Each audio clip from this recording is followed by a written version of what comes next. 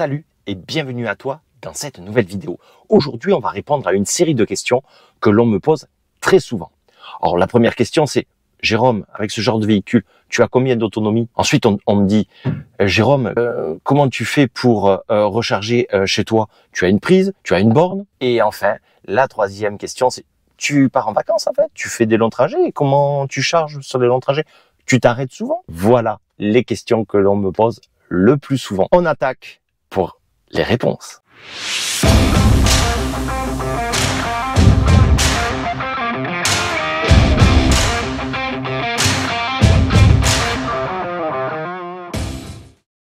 Avant d'y répondre, si toi aussi tu as des questions, des interrogations, n'hésite pas à me poser tes questions dans les commentaires.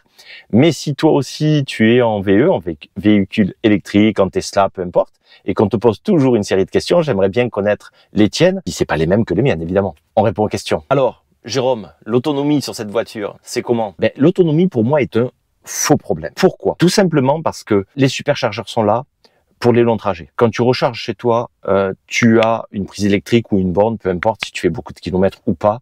Moi, j'ai qu'une prise toute simple, je récupère 22 km par heure, je charge tous les 2-3 jours, je n'ai pas de souci d'autonomie. Alors évidemment, il faut pas que l'autonomie soit de 150 km, mais un bon 200, entre 250 et 300, on va dire, c'est la bonne autonomie. Si tu cherches une VE, il faut que tu regardes qu'elle ait au moins 250 km. Pourquoi?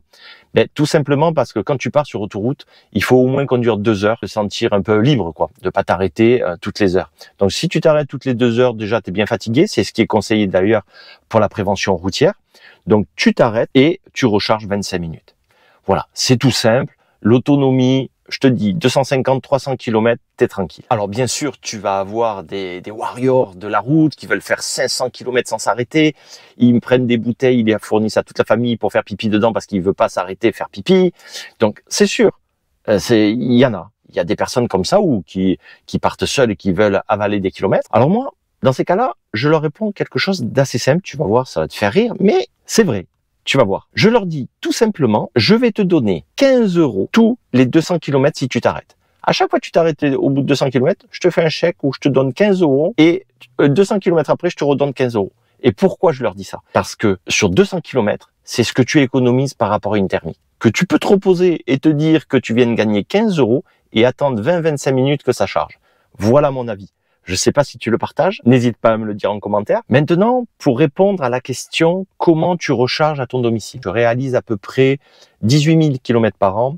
Je fais à peu près plus de 1000 km du coup par mois. Je dois faire 1300 km par mois, quelque chose comme ça, ou 1200 km par mois. Ça fait à peu près 50 par jour, ça dépend des jours. Mais donc comment je fais? Je rentre chez moi, je prends le chargeur, je mets dans la prise et je branche la voiture.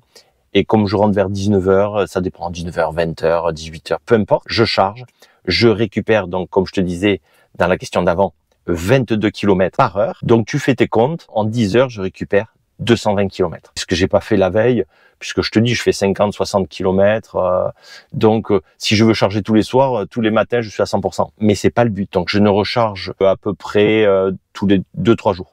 Tout dépend de mes kilomètres. Généralement, je descends pas en dessous de 50 parce que il me faut plus d'une nuit pour revenir à 100%. Si tu es de 50% à 100%, une nuit suffit sur une prise totalement classique. Donc c'est vraiment pour des gros rouleurs journaliers. Là, une borne peut être sympa. Une question de facilité, mais franchement, tu peux totalement commencer avec une prise classique extérieure 16 ampères. Si tu n'as pas vu ma vidéo, je te la mettrai en description ou à la fin de celle-ci, tu auras le lien pour aller la voir sur la prise électrique que j'ai renforcée parce que on m'a fait un petit peu peur. Donc j'ai renforcé ma prise ampère Legrand, j'ai mis une green. Ce qu'il faut bien comprendre, c'est qu'actuellement, avec ton véhicule thermique, tous les matins, quand tu pars, tu n'as pas le plein. Tu peux même des fois être sur la réserve et tu pars quand même bosser. Pour l'électrique, on va pas partir sur la réserve. Mais enfin, tu peux partir un matin à 60%, 50%, 70%, peu importe. Peu importe. Ça dépend ce que tu as prévu de faire comme kilomètre le lendemain. Mais si tu es à 10 bornes du boulot, 15 bornes du boulot, t'as pas besoin de recharger tous les soirs pour repartir tous les matins à 100%. Tu vois ce que je veux dire? Tu peux partir à 70%, tu rentres le soir, même si t'en restes plus que 40, tu la rebranches. Le lendemain, t'es pas à 100%, mais t'es à 90, ça te permet de repartir. Voilà, c'est une mécanique qui va se mettre en route. Ne t'inquiète pas pour ça. Ça va le faire tranquille avec une prise extérieure pour l'instant. Et enfin, la troisième question que me pose souvent, c'est mais tu pars en vacances avec, tu fais des longs trajets, mais comment tu fais pour charger? Alors, à cette question, je réponds tout simplement. Je monte dans mon véhicule, je suis à 100% la veille, je peux gérer le truc, je me suis mis à 100% pour pas partir avec 50%. Je mets dans le GPS ma destination et après, la Tesla va gérer les arrêts au superchargeur. Elle va te tracer la destination avec les arrêts de superchargeur. Et arrive au superchargeur, tu descends de ton véhicule, tu branches, t'as pas de carte bleue à mettre, tu n'as rien à faire. Et après, sur l'écran, il va te dire, j'en ai assez pour repartir jusqu'au prochain superchargeur. Et tu vas faire des sauts comme ça jusqu'à arriver à ta destination. Alors, on a toujours les warriors dont je te parlais tout à l'heure qui vont te dire, ouais, moi, je m'arrête pas toutes les 2 heures. Tu sais quoi leur répondre maintenant? Tu leur dis, tous les 200 km, je vais te donner 15 €. Ensuite, ma philosophie à moi, c'est que quand je pars en vacances, à partir du moment où je ferme mon domicile et que je monte dans la voiture, les vacances commencent. Et là, je me souviens, il y a pas si longtemps encore, des personnes qui te demandent combien tu as mis de temps pour le trajet de tel endroit à tel endroit pour partir en vacances et savoir si eux, ils l'ont fait en moins, en plus, s'il y a eu des embouteillages, pas des embouteillages. Je dis, là, j'ai mis, je te dis une bêtise, hein, j'ai mis 8 heures.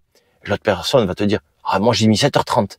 J'ai mis 30 minutes de moins que toi. Et là, dans ta tête, tu te dis, 30 minutes, c'est quoi dans 15 jours de vacances? Ça rime à quoi 30 minutes? C'est rien. C'est rien du tout. Surtout que toi, tu vas arriver reposé 30 minutes plus tard. Je vois pas, t'es en vacances. C'est pas une pointeuse, tu vas pas au boulot. Personne va rien te dire, même si tu arrives 30 minutes, surtout sur un trajet de 8 heures. Donc, pour moi, quand la personne va me dire, j'ai mis 30 minutes de moins que toi, mais dans ma tête, je vais dire, moi, j'ai économisé 15 € tous les 200 km. Donc déjà, tu vois, tu réfléchis. J'arrive, je suis reposé, je me suis arrêté toutes les 2 heures. Toute la famille est calme, les enfants, tout le monde est pas sur les nerfs et on est tranquille. On a gagné un petit peu d'argent, on est reposé, c'est les vacances. Voilà ce qu'il faut te dire dans ta tête quand les gens, à chaque fois, ils te demandent, on dirait que c'est un rallye, on dirait que c'est une compétition. Sors surtout de cette compétition. Je suis sûr que maintenant que j'ai répondu à toutes ces questions, tu vas vraiment penser à moi, à la petite réunion café, à la petite réunion de famille où on va te poser une série de questions sur ta voiture électrique. Et là, tu vas commencer à sourire. Même si tu n'as pas de voiture électrique, tu vas entendre des débats en disant « Ouais, je veux pas m'arrêter toutes les heures ». Et tu auras un petit sourire, soit intérieur, soit extérieur. Et tu repenseras à cette vidéo, tu repenseras à Jérôme et à Game of Tesla. Et tu te diras « Waouh, on a les réponses maintenant ». Voilà, j'espère que cette vidéo a pu t'amener le smile. Ça, c'est important. T'amener des réponses. Comme d'habitude, tu t'abonnes, tu likes, tu commentes pour partager avec moi, tout petit peu la petite cloche. Et surtout, le petit pouce bleu et l'abonnement. C'est important. Allez, je te dis à très bientôt. Et tu sais où? Sur Game of Tesla. Ah, ciao!